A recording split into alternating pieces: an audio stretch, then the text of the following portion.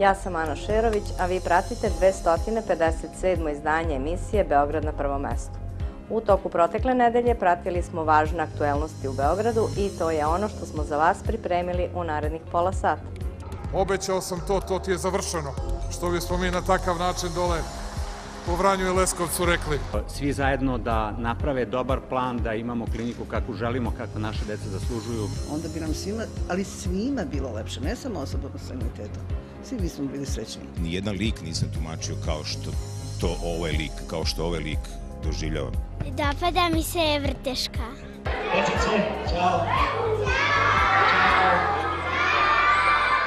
U industrijskom kompleksu Mind Park kod Kragujevca otvorena prva fabrika AMM koja posluje u okviru Mind grupe.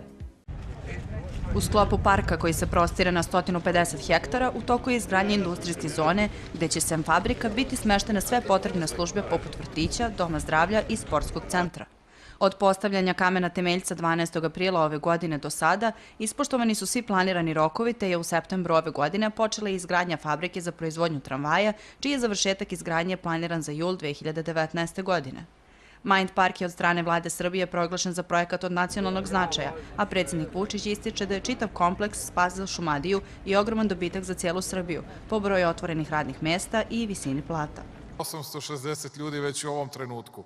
Naša je procena, ako završimo sve oko naučno-tehnološkog parka, da u veoma skorom vremenu imamo zaposlenih oko 3000 ljudi ovde.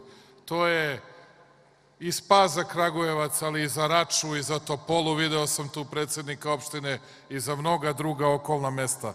To je, rekao bih, ništa zdravije nismo mogli da dobijemo u našoj Šumadiji, prelepoj Šumadiji. Čestitam i Kragujevcu, i Milanovcu, i Topoli, i Rači, i Batočini, i Lapovu, i svim mestima, dakle, na ovim veličanstvenim fabrikama, ali i na svemu onome što će tek ovde da se proizvodi. Vučić navodi da mu je Bratislav Milanović, investitor kompleksa, rekao ranije da se on, za razliku od drugih, bori i trudi i da je zbog toga probao da nešto postignu. Zahvalan sam mu zbog toga, to što smo postigli doprineće da mladi ostanu da rade i žive u Šumadiji. Ja hoću da ove tramvaje koji izađu iz Kragujevačke fabrike prve kupi Beograd. I već sam to zamolio i gradonačelnika Beograda i rukovodstvo Beograda, jer će to biti najlepši tramvaji, bit će naši tramvaji proizvedeni ovde po najmodernijim tehnologijama. Dakle, ovde u ovom Mind Parku bit će više fabrika i iz svih njih će izlaziti kao konačni proizvodi šinska vozila, dakle tramvaji, vagoni, a nadamo se na kraju krajeva, kada mnogo toga još budemo uradili, i lokomotive. To će dramatično uticati na povećanje bruto domaćeg proizvoda Srbije, uticati na spas, drugačiju i neuporedivo bolju budućnost Šumadije i, rekao bih, cele Srbije. Predsjednik je zahvalio premijerki, ministrima, EPS-u, Putevima, Srbijagasu i svim ljudima koji su mnogo doprineli tom projektu. Ističe da država ima suficit u budžetu i smanjuje nezaposlenost, kao i to da povećava životni standard građana. Takođe, predsjednik Vučić zahvalio i nemačkim firmama koje zapošljavaju više od 52.000 ljudi i naveo da će uskoro zapošljavati i do 70.000 ljudi u našoj zemlji. Tamo gde Nemci dođu i gde nemačke kompanije rade, tu vam je uspeh zagarantovan. I zato ja mnogo volim kada Nemci dolaze, kada nemačke kompanije se otvaraju, kada nemačke kompanije rade zajedno sa nama Srbima, jer onda to donosi pravi i najbolji rezultat. I nek se meni smeju svi oni koji misle da sam lud i blesav što takve stvari govorim. Ja da vam kažem, mi zato danas možemo da razmišljamo i o izgradnji dodatnih autoputeva. Predsjednik je najavio i izgradnju novih autoputeva u ovom delu Šumadije koji će doprineti boljem i lakšem životu građana Srbije. Uskoro ćete ovde samo sa druge strane preko Milanovca moći da idete i do Čačka i do Beograda u potpunosti autoputevima.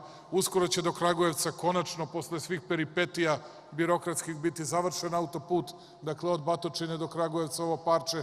Razmišljamo da od ovde dovedemo tih 6 kilometara prugu, da kad izvozite tramvaja, kasnije druga šinska vozila, Udo, obećao sam to ti je završeno. Što bismo mi na takav način dole u Vranju i Leskovcu rekli. Počela je izrada studije izvodljivosti za novu dečiju bolnicu u Beogradu Tiršovu 2 i trajeće narednih 9 meseci. Planirano je da gradnja počne na proleće 2020. godine, a već 2022. moći će da primi prve pacijente. Tiršova 2 imaće 30.000 metara kvadratnih i nalazit će se na kraju Deligradske ulice. Studija izvodljivosti razradit će potrebe dečije medicine, kada će se znati šta će se bolnica sadržati, koje specijalnosti kao i koliko spratova će imati. Izgradnjom nove klinike deca će se lečiti po svetskim i evropskim standardima, a lekari će u boljim uslovima raditi i brinuti o mališanima, ističe Radojičić. Vrlo je važno da u toku studije izvodljivosti imamo dobar model, da sarađujemo sa lekarima iz Tiršove, sa ljudima iz javnog zdravlja, koji će svi zajedno da naprave dobar plan, da imamo kliniku kakvu želimo, kakva naša deca zaslužuju u narednom periodu. Još jednom kažem, vrlo sam radostan zbog ovog momenta, mislim da je vrlo značajan. Narednih 9 meseci ćemo raditi na ovome svi zajedno. Ja lično bih želeo da to bude što pre gotovo, ali verovatno je procedura tako zahtevna da je neophodno da prođe tih 9 meseci. Iza toga je sledeća faza, a to je tender i izrada projekta i samo izvođenje radova. Ovo nije projekat koji može da se završi preko noći. Posao pred nama veoma je kompleksan, naglašava direktor Kancelarije za upravljanje javnim ulaganjima Marko Blagojević. On kaže da je potrebno izgraditi modernu bolnicu koja treba da zadovolji sve potrebe kada je u pitanju zdravstvena nega najmlađih pacijenata. Podsjetit ću da je prethodna studija izvodljivosti, s obzirom na sve neophodne funkcije i kapacitete nove zgrade, izrodila procenu da je nova zgrada koju je neophodno napraviti zgrada od 30.000 kvadratnih metara, za čiju izgradnju i opremanje neophodno oko 54 miliona evra, koliko će iznositi sredstva koja bi uskoro Razvojna banka Saveta Evrope trebalo da obezbedi za finansiranje ovog projekta. Podsjetimo, Univerzitetska dečija klinika u Tiršovi osnovana je 1924. godine. Na klinici se godišnje obavi 150.000 specijalističkih pregleda mališana i 7.000 operacija, od kojih je 200 kardiohiruških. Međunarodni dan osoba sa invaliditetom obeležava se pod sloganom osnaživanje osoba sa invaliditetom i osiguranje inkluzivnosti i jednakosti. Procenjuje se da osobe sa invaliditetom čine 10% svetske populacije, a da u Srbiji između 8 i 10% ukupne populacije ima neki oblik invaliditeta. Osobe sa invaliditetom nisu osobe sa posebnim, već normalnim potrebama, za koje su neophodne posebni uslovi, ističe predsjednica Udruženja osoba sa invaliditetom Sve je moguće, Milada Lazić. Od trenutka kada je doživjela saobraćajnu nesreću, Milada je nepokretna, a sada se nalazi u domu za odrasla invalidna lica, čija je jedna od prvih stanarki. Kolica je nisu sprečila ni da jaše konje, ni da uživa u čarima splavarenja na Drini. Ističe da su uslovi za invalide mnogo bolji nego ranije, ali da ima prostora za napredak. Dodaje da je manje arhitektonskih barijera, institucije su prilagođenije potrebama invalida, a obezbeđivanje pratilaca osobama sa invaliditetom mnogo znači. Objašnjava šta bi trebalo svi zajedno da uradimo da nam život bude lakši i bolji. Što svako po nešto da je u granicama samo svojih mogućnosti. Da su to osobe s invaliditetom, predstavnici vlasti, kompletno građanstvo, društvo koje nas okružuje, onda bi nam svima, ali svima bilo lepše, ne samo osobama s invaliditetom. Svi bismo bili srećniji. I svi danas, kad bismo vratili one stare naše običaje, kad bi bilo što više ljudi kao što ih je nekad, mada ja verujem i dan danas da ih ima i ima na ovom prostoru posebno, ima dosta dobrih ljudi, samo teško dolaze do izražaja. Da vratimo ono naše solidarnost, slogu, deljenje, pomoć jedni drugima. Kancelarija za IT i elektronsku upravu predstavila je u Domu za odrasla invalidna lica novi sajt i 2 softvera koji omogućavaju osobama sa invaliditetom da računarom upravljaju pogledom i poklonila toj ustanovi 4 računara. Lepo dešavanje o kojem treba da se priča. Ja sam zato da se priča na ovim prostorima o lepim dešavanjima, da bi se oni došli do izražaja, da bi podstakli ostale ljude, da čine dobra dela, da rade te lepe stvari, da dele jedni sa drugima sve. Tako da, to je samo ono što nam fali. Znači, bogata je ova zemlja i ljudima, i ovim materijalnom bogatstvo ima i sve. ali ga treba samo raspodeliti i ravnomerno. Dan posvećen osobama sa invaliditetom ustanovljen je 1992. godine s ciljem da one ravnomerno učestvuju u društvu. Milada ističe da je upravo najbitnije da se osobama sa invaliditetom omogući da jednako uživaju ljudska prava. Otvoren je novo izgrađeni sportski teren i dečije igralište u ulici Koste Glavinića na Senjaku. Njihalice, klackalice, tobogan usrećili su mališane Senjaka, dok će oni malo stariji uživati na košarkaškom i fudbalskom terenu. Deca nisu krila svoje oduševljenje i ističu da će redovno posećivati novi park. Ovde je mnogo lepi park. Idemo u taj lepi park. Teren je super, najviše mi se dopada to što su konačno stavili mrežu, jer tu smo u školi imali teren i uvek smo tamo išli, ali nema mreža i onda nam je lopta uvek išla daleko i onda smo uvek išli po loptu. Dopada mi se vrteška. Najviše mi se dopada ona vrteška. U moje vreme ovakvi tereni nisu postojali, ističe Nebojša Ilić, bivši košarkaš i aktuelni tim menadžer košarkaške reprezentacije Srbije i sportski direktor Crvene zvezde.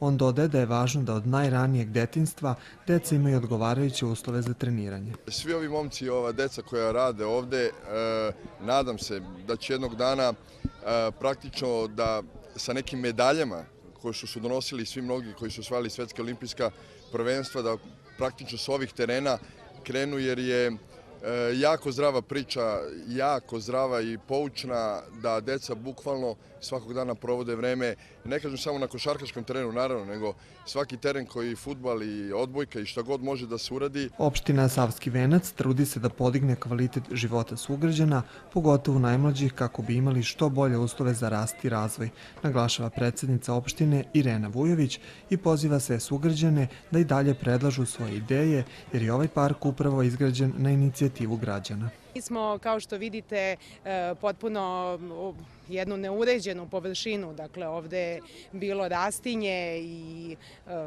neugledan prostor, šta više zapušten i prljav, ličilo je na neku mini deponiju, kompletno smo raščistili i nakon toga ušli u izradu parka i sportskog terena. Ovo je i peti po redu teren koji radimo na opštini Savski Venac, dakle potpuno novi prostori, pored onih koje redovno kao opština održavamo. Iz opštine Savski Venac poručuju da će i park u Ljutice Bogdana uskoro biti kompletno izgrađen, jer je cilj da svaki kvart opštine ima ovakve prostore za rekreaciju, zabavu i druženje. Ekipa emisije Beograd na prvo mesto je ove nedelje posetila gradsku opštinu Vračar. Da pogledamo šta smo tamo lepo zabeležili. Mi se danas nalazimo u galeriji gradske opštine Vračar i naš gost je predsjednik Skupštine opštine Vračar, gospodin Mihajlo Grupković.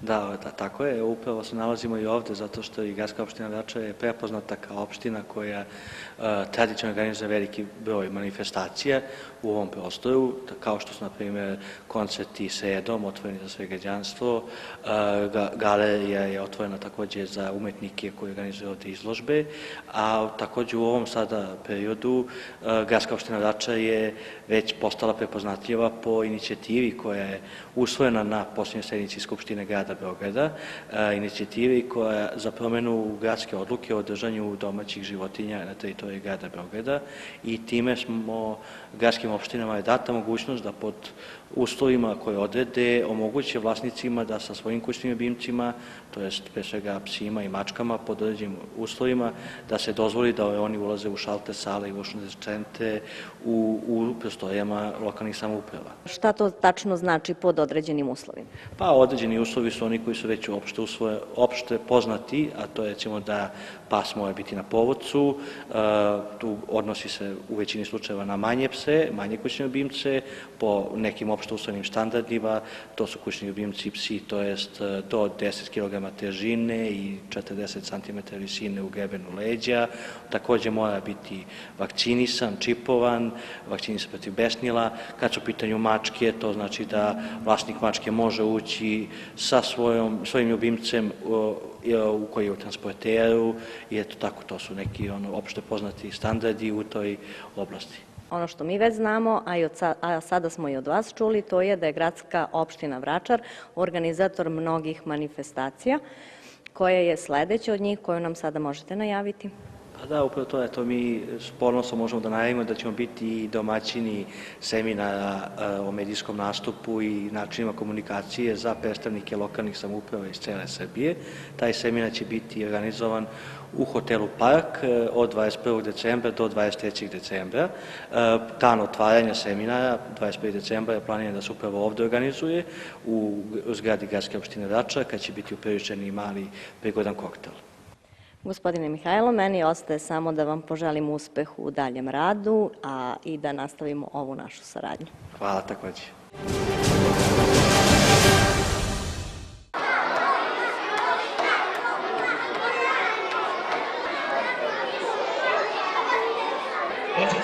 Ćao.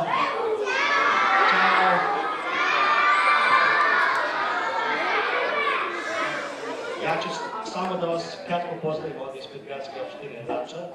Ja sam Čika Mihajlo, predsjednik Skupštine opštine. I da vam poželim da uživate u ovoj predstavici koja se zove Tužno pače, koja šalje važne poruke o važnosti lepog ponašanja i drugarstva. Uživajte!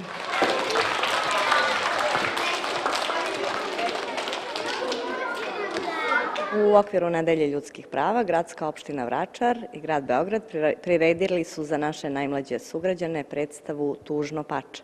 Sa nama gospodin Mihajlo Grupković, predsjednik Skupštine opštine Vračar. Da, tako je. Za danas smo pripremili za naše najmlađe, za predškolce iz predškolskih ustanova sa teritorije Vračara, predstavu Tužno pače u okviru Nedelje ljudskih prava. Kao što ste vidjeli, puna je sala naših mališana, svi uživaju u predstavi koju radi produkcija Teatrić. Ova predstava šalje snažnu poruku tolerancije i drugarstva i to je jedna od stvari koje hoćemo da, među ostalog i kroz ovu Nedelju ljudskih prava, pošaljemo poruku tolerancije. Gradska opština Vračar i ove godine nastavlja tradiciju obeležavanja Nedelje ljudskih prava i u saradnji sa ostalim akterima civilnog i javnog sektora svi zajedno šaljemo jasnu poruku o razumevanju nedeljivosti i univerzalnosti ljudskih prava. Upravo sada kada se i obeležava 70 godina od usvajanja Univerzalne deklaracije o ljudskim pravima Ujedinjenih nacija. Pored ovog događaja pripremili smo i niz drugih aktivnosti, pa smo počeli recimo od 3. decembra u ponedeljak uvodnom tribinom kojom smo označili seriju tribina u saradnji sa školom Dušan Dugalić, školom za decu sa smetnjama u razvoju, a ove tribine će pre svega organizuju se sa ciljem pružanja podrške roditeljima dece sa smetnjama u razvoju. Nakon današnjih događaja nastavljamo od ponedeljka jednom Facebook live debatom o ženskim pravima danas, šta su ona danas, šta predstavljaju.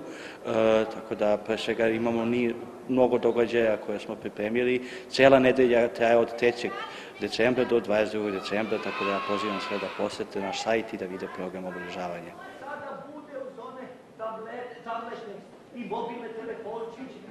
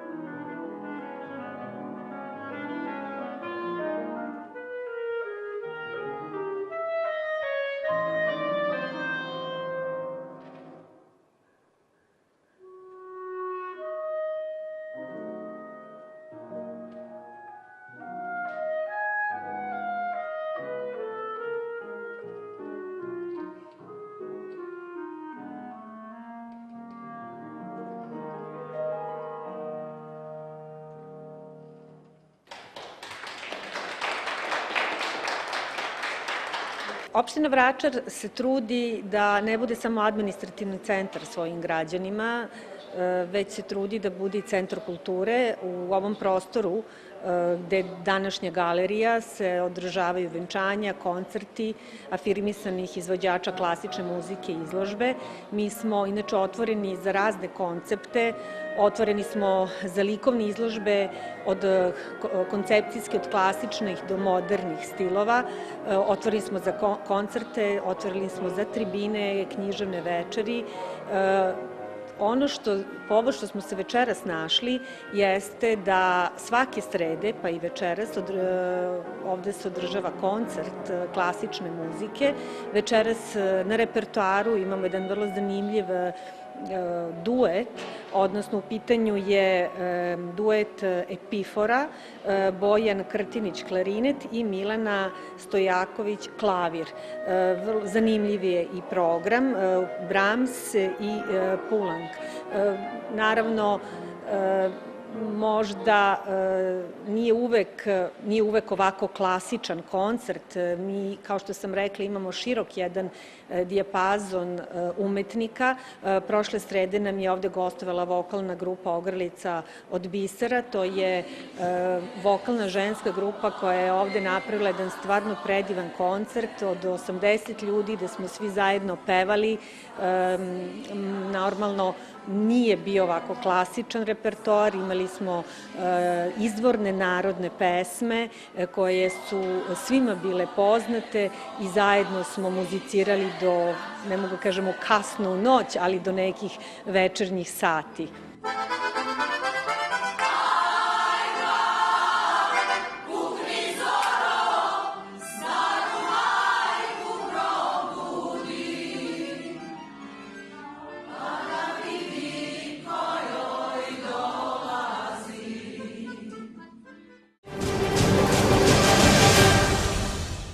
Nakon uspešno završenog medija treninga u Vrnjačkoj banji, gradska opština Vračar preuzela je ulogu domaćina u organizaciji drugog medija treninga za javne nastupe i komunikaciju članova lokalnih samouprava. Ovaj medija trening održat će se od 21. do 23. decembra u hotelu Park u Beogradu. 4 radionice vodit će afirmisani predavači. Nataša Mihajlović, narodni poslanik, Vladimir Jelić, novinar i voditelj, Nevena Mađarević, novinar i urednik, Ratko Radović, reditelj. Sam događaj ima kulturno-edukativni karakter, tako da su dobrodošli svi koji žele da unaprede svoju veštinu komunikacije i adekvatnost javnih nastupa. Ovom prilikom pozivamo još jednom sve zainteresovane da uzmu svoje učešće u ovom medija treningu. Od 21. do 23. decembra u hotelu Park medija trening za javne nastupe i komunikaciju članova lokalnih samouprava. Dobrodošli! Danas smo imali priliku da dodelimo nacionalnu nagradu za volontiranje koja se dodeljuje organizacijama, kompanijama i pojedincima koji su u toku prethodne godine posvetili vreme društvu i društvenoj zajednici i zaista radili neke, imali smo priliku sada da vidimo vrlo korisne i inspirativne stvari. Tako da smo nagradili organizaciju Prevodilačko srce koja već godinama unazad okuplja prevodioce, preko 500 aktivnih prevodioca da na 25 različitih jezika prevode medicinsku dokumentaciju ljudima za lečenje u inostranstvu. Potom školu za osnovno i srednje obrazovanje Milan Petrović koja u svojoj lokalnoj zajednici okuplja volontere da rade sa decom koji imaju smetnje u razvoju. Nagrada za korporativno volontiranje ove godine pripala je kompaniji L'Oreal koja je zajedno sa organizacijom Evo ruka u Zemunu ove godine organizovala zaista jedan nesvakidašnji volonterski dan gde je uključila preko 100 zaposlenih na preko 5 aktivnosti koje su sve doprinole održivosti organizacije Evo ruka. I ono što je posebno interesantno i značajno, nagrade su ove godine po prvi put dodeljene i pojedincima kojima smo želeli da odamo posebno priznanje jer je zaista u pitanju jedno lično zalaganje. Dobitnice nagrade u ovoj kategoriji su Irena Pavlović koja okuplja žene iz sigurne kuće i motiviše ih da trče kako bi se pokrenule i kako bi promenile nešto u svojim životima. I Srećko Zdravković iz organizacije Izbora koji je zaista mobilisao svoju lokalnu zajednicu da obnove Dom kulture.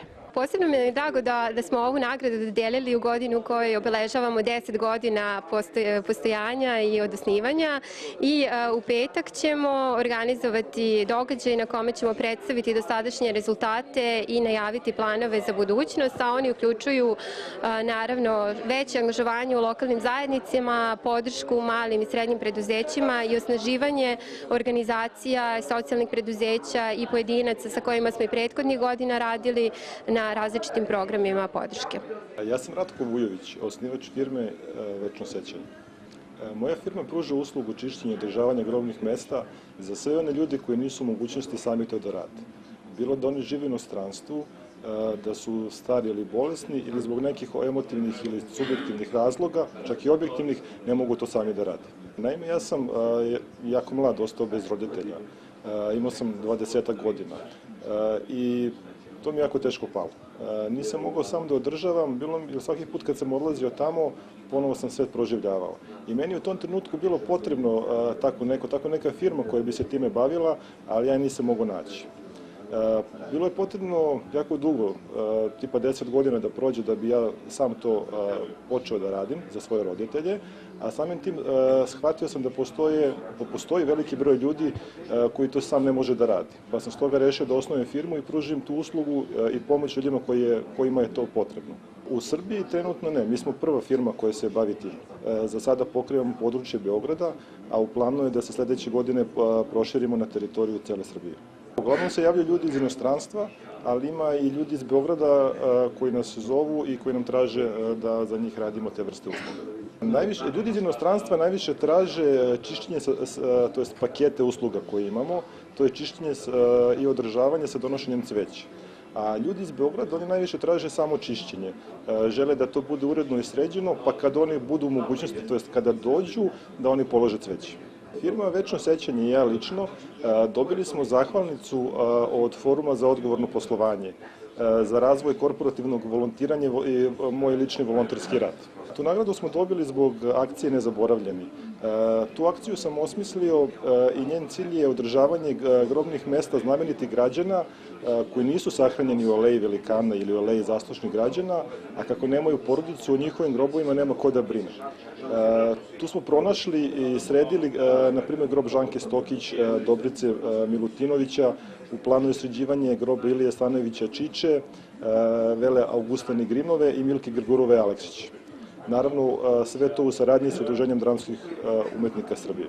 Akcija je volonterskog tipa, mi radimo sve besplatno za njih, jer cilj nam je da se promovišu prave vrednosti i da se promoviše kultura. Da, znači, sređivanje njihovih grobnih mesta bude povod da se ponovo piše i priča o njima, ko su bili ti ljudi i šta su radili, zbog čega su bili znameniti.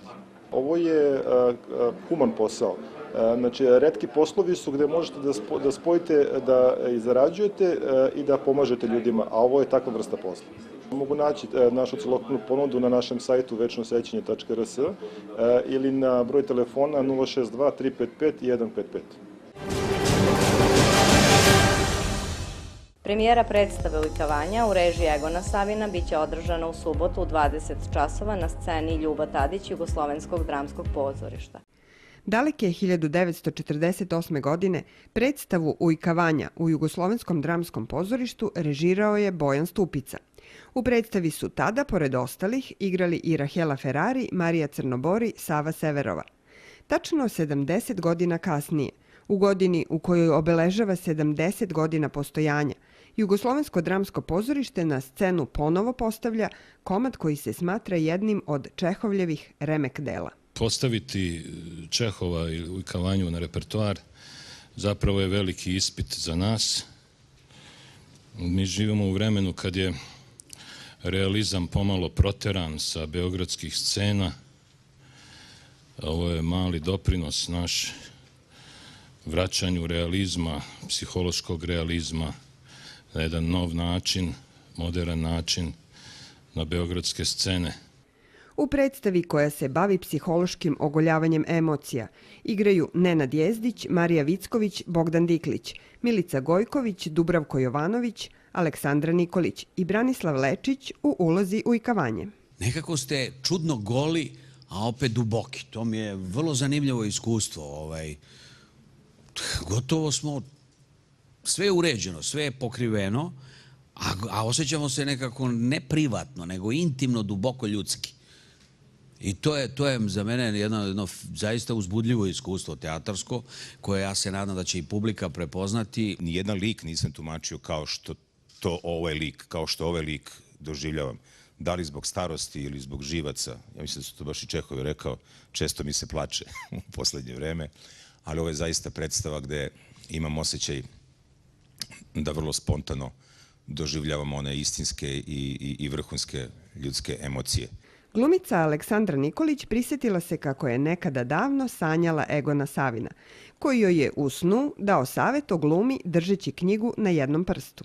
Ta knjiga na tom prstu je meni nekakav simbol ovog našeg rada, da u stvari je možda smisao u tom balansu, da se to što je njegova misao i njegov svet, da se napravi balans sa našim svetom i sa našim dušama, svakom pojedinačno.